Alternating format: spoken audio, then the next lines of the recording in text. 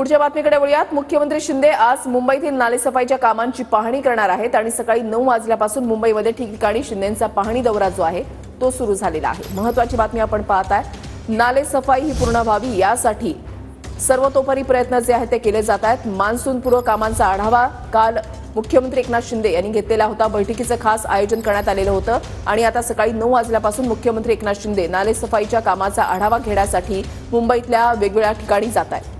आढावा घेतलेला आहे आमच्या प्रतिनिधींनी, पाहूयात।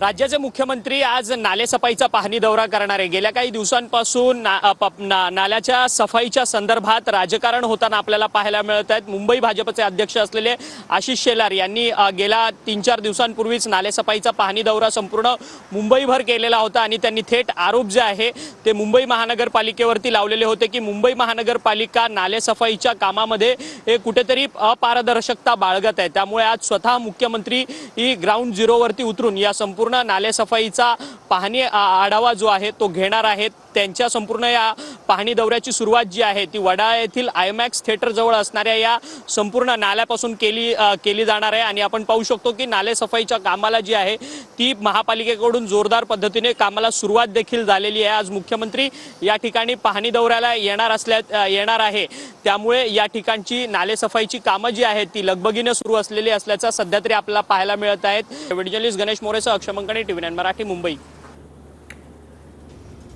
तर सकाळी 9 वाजल्यापासून मुंबईमध्ये ठिकठिकाणी मुख्यमंत्री एकनाथ शिंदे यांचा पाहणी दौरा जो आहे तो सुरू होणार आहे। नालेसफाई पूर्ण झालेली आहे की नाही याचा आढावा मुख्यमंत्री एकनाथ शिंदे यांच्याकडून घेतला जाणार आहे।